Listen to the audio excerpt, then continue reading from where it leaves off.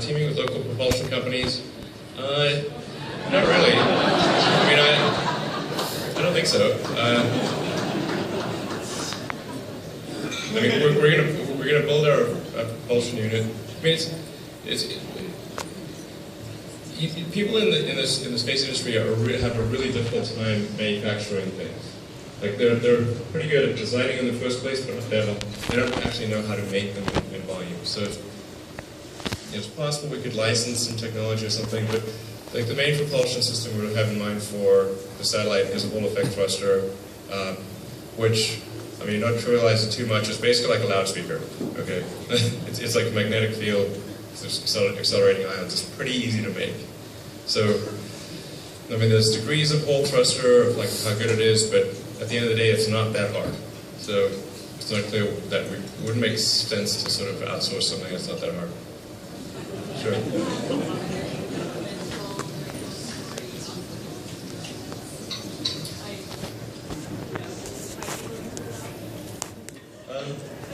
Well, there's multiple elements to the regulatory things. There's the ITU filing, International Telecommunications Union, and we've done the filings associated with that. That says whether you can actually put the satellite network up. Then there's whether it's legal to have a ground, a ground link. Obviously, any given country can say it's legal to have a ground link, and then we can have one.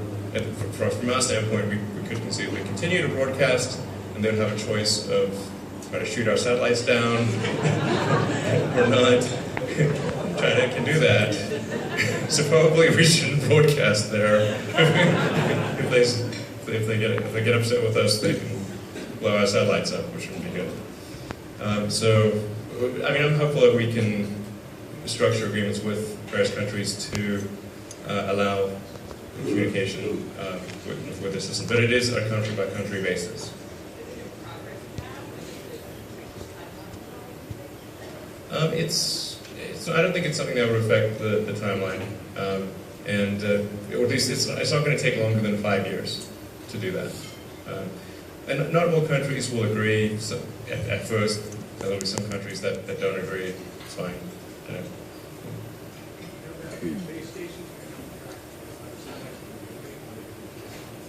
This would be a low Earth orbit constellation, so it would actually be moving quite a bit.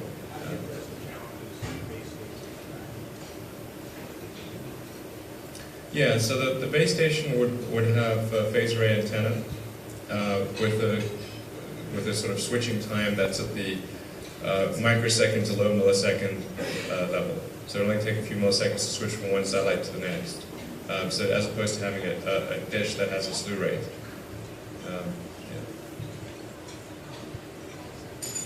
Sorry, can you? How do you power satellites?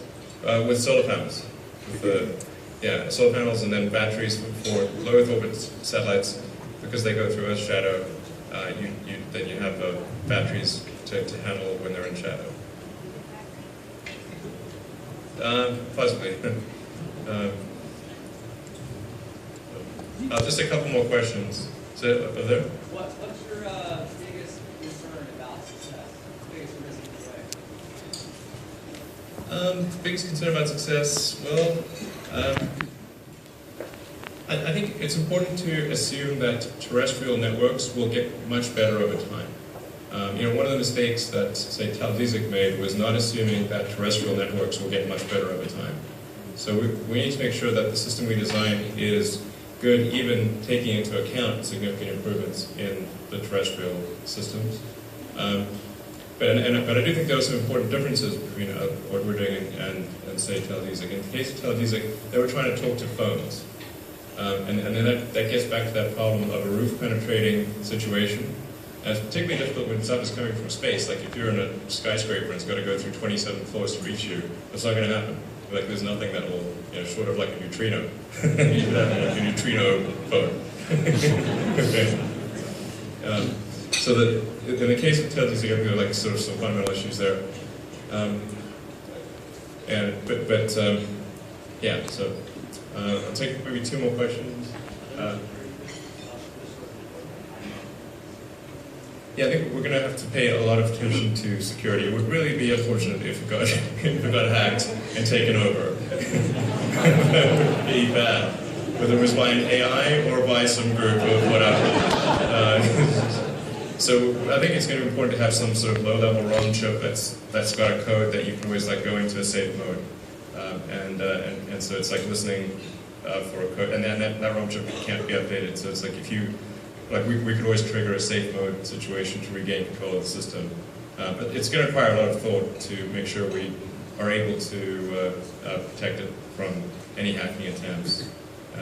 But it's much like sort of Google and Facebook have to handle these kind of issues. So to try to answer a few questions in the back there. So SpaceX, I think we weren't taking SpaceX public for quite a long time.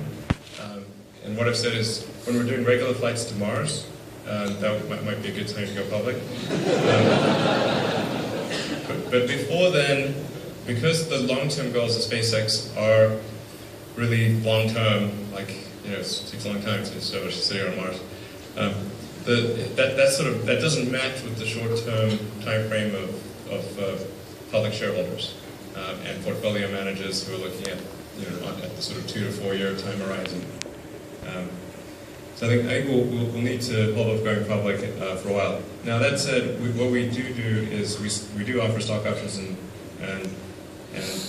restricted stock, and we do liquidity events every 6 months. So we have the company valued by an outside firm every 6 months, and then we will do stock buybacks every 6 months.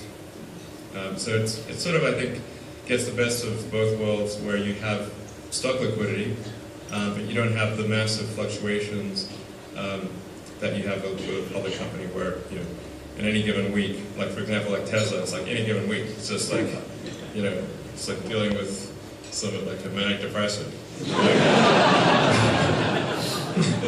It's very confusing because I'll say things that like, if people like understood what I was saying, then the stock should go up, and it goes down. I'm like, what the hell? Vice versa.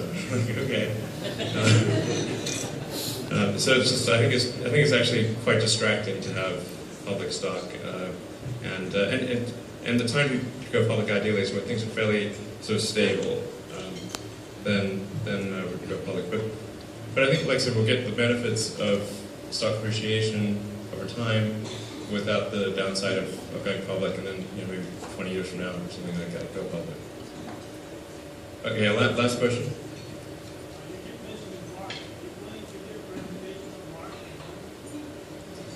Yeah, so there's there needs to be some sort of architecture for establishing a city on Mars, which means huge numbers of people and ultimately millions of tons of cargo. How do we do that? It really comes down to an economic question, which is there's some economic activation energy, a cost per unit mass of the surface of Mars, at which point we would have a self-sustaining civilization there,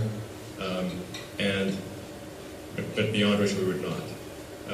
And there's some debate as to what that might be, but I think at a personal level, there needs to be enough of an intersection of sets of people who could afford to move to Mars and people who want to move to Mars.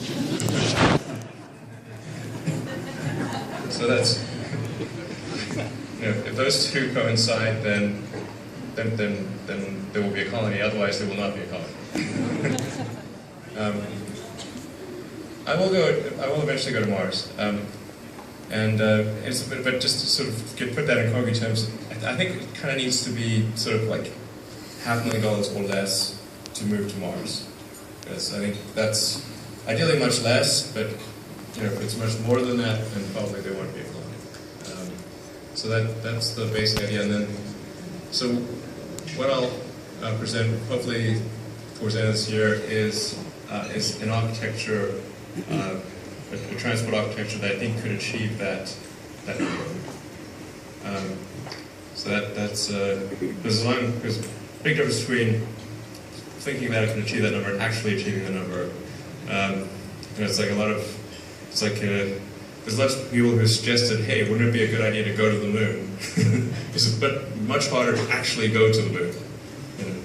So it's a hard execution problem. In fact, you know, I think with most ideas, the execution is really the hard part. And in order to make that happen, you need to have lots of talented people working together towards a common goal to achieve that. So that's what we want to put together at SpaceX. All right, thanks everyone.